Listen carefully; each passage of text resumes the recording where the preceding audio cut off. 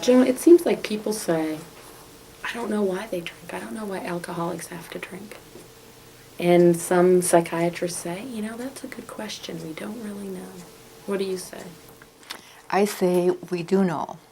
And we know because of many, many researchers that have started with the genetics, where they've looked at twin studies. The fraternal twin is an identical twin, and the identical twin is 4 times as likely that both will be alcoholic. There's adoption studies that include thousands of babies. If the adopted child comes from a biologic parent who's alcoholic, chances are 3 times greater that child will be alcoholic, and vice versa. So why is that? Well, because genetically there's a predisposition. We also know that once a person starts drinking, there will be markers in chemistry in the way they're handling alcohol that separate the sheep from the goats. And an alcoholic chemistry will immediately see that the tolerance can be pushed higher and higher, and that there is a euphoria that comes that just delights them. Whereas the non-alcoholic drinks and there's a fixed tolerance and there's a sedation where we get sleepy or very relaxed. You can tell who the alcoholics are at a party when it gets to be midnight, because the non-alcoholics are just about ready to go home. And the alcoholics are revved up and wanting to party. And that's what alcohol does to and for them. It's not something wrong with their character or their personality. It's like they have blue eyes instead of brown eyes. They have these markers that alcohol affects them in that way. So, but not all alcoholics start at the same point. There, you say, are 4 different types of alcoholics. We see here, yes, about 3 distinctive types. The one we see or the people we see that are the greatest population here are allergic addicted to alcohol. And these usually come to treatment fairly early in their life because alcohol is really unmanageable. When they drink, it alters the brain to the point where they can't control how much, they can't control how they act, and the next day they've really been poisoned. They have tremendous hangovers. Many times what feels like psychological too. They will be extremely depressed, and it may be the depression that finally brings them in. If they drink at that point, it all goes away again. It takes them out of the withdrawal and back into the cycle again. So it gets to the point where they almost have to keep drinking if they're going to avoid the withdrawal. The other type of alcoholic that everybody knows, somebody like this, has a supernormal reaction to alcohol. They can drink you under the table and still appear to be sober. And the next day they're up and running. They don't really have hangovers. And the effect of alcohol on them is to just fuel them, so that they may be drinking martini lunches, and they use alcohol to build their careers and go on for decades, not unlike the allergic addicted. They don't come looking to stop drinking. They are having the time of their lives. So there's really, in the early stages, not the awareness that something terrible is happening biochemically to them, that the addiction at the cell level is so complete finally that they need alcohol to perform at their best. Finally, they need alcohol just to feel normal. And at that point, just about everyone except them know that they've got to stop drinking. So for you, alcoholism is a biochemical-based disease. For me and the AMA and the World Health Organization, alcoholism is a physical disease first of all. If you don't have the chemistry, it really doesn't matter what terrible stresses befall you, you are not going to be able to drink like that. So for a disease that has as its roots a biochemical basis, what we're seeing in treatment is an entirely psychological effort to talk away this physical disease. And the result of that is no better than chance. And when I say chance, I mean people who have stopped on their own without ever going near a treatment center. Those studies show maybe 18 to 25% can stop on their own. The big study that was done for the government, the RAND Corporation, a few years ago, of the success of treatment looked at men, strictly men, about 1,000 of them across the country in several different treatment centers, followed them for 4 years. At the end of 1 year, they had 22% that hadn't relapsed. At the end of the 4 years, there was only 7% that still weren't drinking. So, and in my own, when I did my dissertation, I looked at over 600 studies professionally done. And the mean average of success was 22% 1 year after treatment. But so many of the treatments, that's what they do. They talk about it. They talk about why you drink, how you feel when you drink, talk about when you're not drinking, and talking can't do it. Well, talking is nice and it helps to focus on resolve and goals, but the primary triggers to relapse are biochemical. The urge to drink is real. The build-up to drink, the fact that the addiction has never been broken biochemically is real.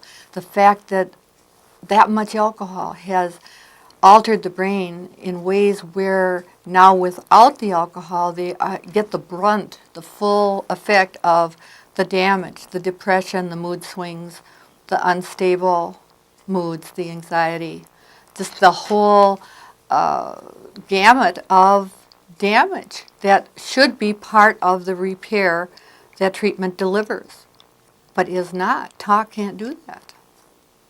So you offer talk plus something else. We do. We offer rational emotive therapy, which are quick tools to try to turn around what's happening in your life right now.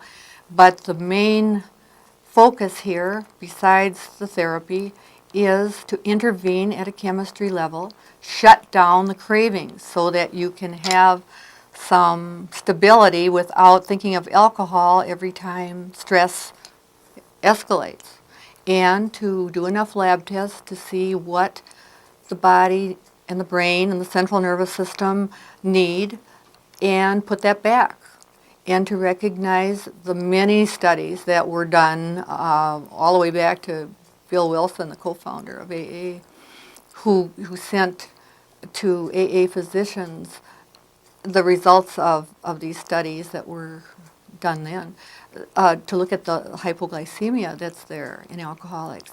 When they're not using alcohol, we'll immediately substitute another sugar, and usually it's any kind of refined sugars, colas, and the mood swings continue.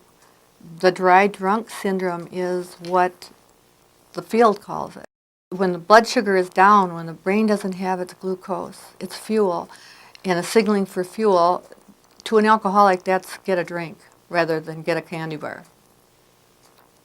Even getting a candy bar just primes the pump to wanting to get a drink.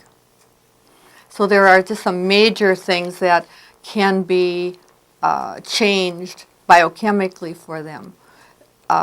We look at the different reasons biochemically that they're depressed and go down each avenue so people are not graduating from here still depressed. In many cases, I would say in almost every case, we don't use drugs to solve depression because we can put back the natural precursor amino acids to reload the neurotransmitters so that they will fire normally. Drugs take what little is there and fire it into the brain 100 times faster and block the reuptake. But we're running a center to get people off of drugs. I'm not opposed to using antidepressants. It's just that we've seen a lot of success biochemically using the natural chemicals. There's no shortage of drugs in the brain. So you're saying when people come to you, you do a battery of tests and you find out what's naturally missing in their brain. We do, that's true. And we do, for instance, a glucose tolerance test. It's a 5-hour test that will prove or disprove hypoglycemia, erratic glucose metabolism. Oftentimes we do thyroid tests. We will do, for the allergic, addicted, alcoholic, a whole spectrum of tests for food allergies. The ELISA ACT test will show delayed reactions as well as immediate reactions. And many allergic, addicted alcoholics are also sensitive to the grains that they've been drinking. And it causes them, their brains to alter in ways like alcohol altered the brain. So when you find out what's wrong, what they're missing in their head, in their brain, you give them your detox formula. What do they come back and say to you, or what do you see happen in those people? Well, we usually treat people who have been in and out of treatment, the traditional treatment, like a revolving door, and it's very noticeable right on the same day, really, that we start. Here we put in a 3-hour intravenous infusion to detox, and then they continue by mouth taking certain replacement amino acids and essential fatty acids. And in every case, they can tell it's much different from the way they detoxed before, that they feel more comfortable. They don't have the craving. Within the first week, there is no more craving, which for people who are alcoholic is remarkable. They understand that that's remarkable. It's interesting. When I was talking to you on the phone, you say that none of this is really new, that you've kind of been the person to put together the pieces of the puzzle. That's true.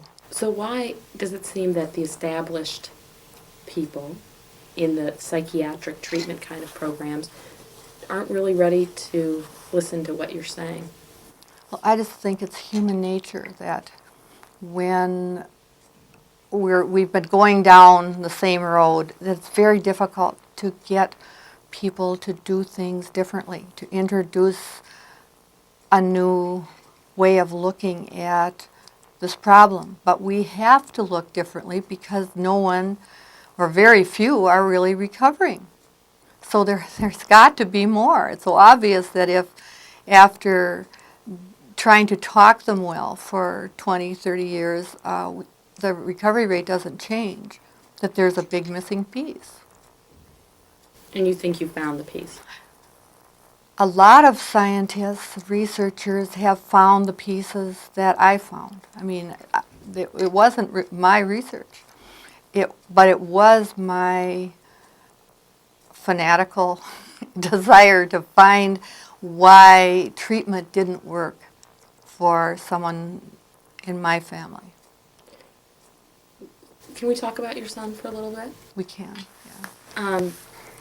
You were driven by this, by what happened to your son. And when your son started having a problem, you turned him, as you say in your book, over to the experts. This is true. And in Minnesota, we have more experts than probably any state in the nation. We have many, many treatment centers. His father, my husband, had died of a heart attack about 3 years before.